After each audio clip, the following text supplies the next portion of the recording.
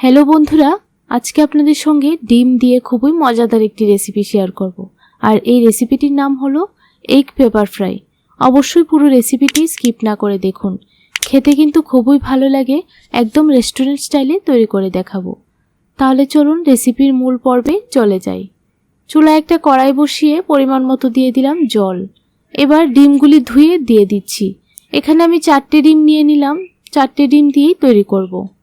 আপনারা যদি ডিমগুলিকে ঠান্ডা জলের মধ্যে দেন তাহলে 10 থেকে 12 মিনিটের মধ্যেই সেদ্ধ হয়ে যাবে, আর গরম জলের মধ্যে দিলে 6 মিনিটের মতো সময় লাগবে। দেখুন ডিমগুলি কেটে নিলাম। এবার চুলায় একটা কড়াই বসিয়ে দিলাম, পরিমাণ মতো দিয়ে দিচ্ছি রিফাইন্ড অয়েল।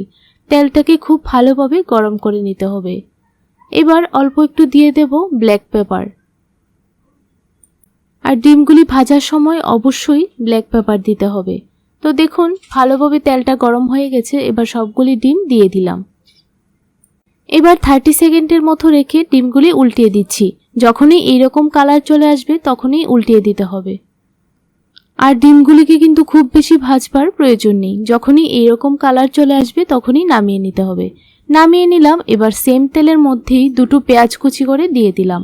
আর পেঁয়াজগুলিকে অবশ্যই এইরকমভাবে কেটে নিতে হবে। এবার চুলা আঁচটাকে মিডিয়ামে রেখে 1 থেকে 2 মিনিটের মতো পেঁয়াজগুলি রান্না করে নেব, যতক্ষণ না পর্যন্ত সফট হচ্ছে। তো দেখুন পেঁয়াজগুলি একটু সফট হয়ে গেছে। এবার এখানে 1 টিস্পুন দিয়ে দিলাম কাশ্মীরি লঙ্কা বাটা। আপনারা চাইলে এখানে ঝাল লঙ্কার গুঁড়োও ব্যবহার করতে পারেন। এবার ভালোভাবে লঙ্কা বাটাটাকে কষিয়ে নিলাম। তারপর দিয়ে দিলাম 1/2 টিস্পুন জিরে গুঁড়ো, 1/2 টিস্পুন ধনে গুঁড়ো, 1/2 টিস্পুন হলুদ গুঁড়ো।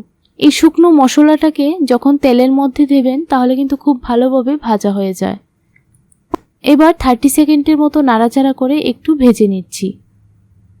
আর এখানে আমি কাশ্মীরি লঙ্কা বাটাটা কালারের জন্য ব্যবহার করেছি। তো দেখুন এখানে একটা বড় সাইজের টমেটো আর 3 থেকে 4টা কাঁচা লঙ্কা ভালোভাবে শিলনোড়ায় বেটে নিয়েছি। এবার টমেটো পেস্টটাকে ভালোভাবে কষিয়ে নিতে হবে। যতক্ষণ না পর্যন্ত টমেটোর কাঁচা ভাবটা চলে যাচ্ছে ততক্ষণ নাড়াচাড়া করে কষিয়ে নিতে হবে। দেখুন একটু সময় কষিয়ে নিলাম। এবার 2 টিস্পুন দিয়ে দিচ্ছি আদা বাটা এবং রসুন বাটা। অবশ্যই টমেটোটা যখন খুব ভালোভাবে কষানো হবে তখন দিতে হবে। এবার আদা বাটা এবং রসুন বাটা আরও কিছুক্ষণ সময় কষিয়ে নিতে হবে। যতক্ষণ না পর্যন্ত মশলাটা থেকে তেল ছেড়ে দিচ্ছে ততক্ষণ কষিয়ে নিতে হবে। এবার পরিমাণ মতো দিয়ে দিচ্ছি নুন। নুনটা অবশ্যই আপনাদের টেস্ট বুঝে দিয়ে দেবেন। আবারও কিছুক্ষণ সময় ভালোভাবে কষিয়ে নিচ্ছি। দেখুন মশলাটা খুব ভালোভাবে কষে গিয়েছে। এবার দিয়ে দিচ্ছি জল। অবশ্যই গ্রেভিটা বুঝে দেবেন। এখানে আমি 1/2 গ্লাসের মতো জল দিয়ে দিলাম। এবার ভেজে রাখা ডিমগুলি দিয়ে দিচ্ছি। এবার আমি 3 থেকে 4 মিনিটের মতো রান্না করে নেব, যেন গ্রেভিটা খুব ভালোভাবে ফুটে ওঠে আর একটু ঘন হয়ে যায়। দেখুন গ্রেভিটা কিন্তু মোটামুটি শুকিয়ে গেছে। এবার এখানে অল্প কিছু দিয়ে দিচ্ছি কারি পাতা। কারি পাতাটা অবশ্যই দিতে হবে, তাহলে খেতে আরও ভালো লাগে। এবার 1/2 টিস্পুন দিয়ে দিচ্ছি গরম মশলার গুঁড়ো। আপনারা চাইলে এখানে 1/2 টিস্পুন ঘিও ব্যবহার করতে পারেন।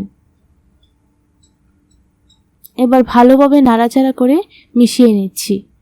তারপর 1 মিনিটের মতো রান্না করে সার্ভ করে নেব। রেসিপিটি কেমন লাগলো অবশ্যই কমেন্ট বক্সে জানাবেন। ভালো লাগলে চ্যানেলটিকে সাবস্ক্রাইব করে আমার পাশে থাকবেন। তো দেখুন সার্ভ করে নিচ্ছি। দেখতে কতটা সুন্দর লাগছে, একবার অবশ্যই বাড়িতে ট্রাই করে দেখবেন। খেতে কিন্তু খুবই ভালো লাগে। আর আপনারা কী রকমের রেসিপি দেখতে পছন্দ করেন সেটা অবশ্যই আমাকে কমেন্ট করে জানাবেন। তাহলে আমি চেষ্টা করব আপনাদের সঙ্গে শেয়ার করার জন্য। দেখুন সার্ভ করে নিলাম। তাহলে আজকের জন্য এতটুকুই। পরবর্তী রেসিপি দেখার জন্য আমন্ত্রণ রইল।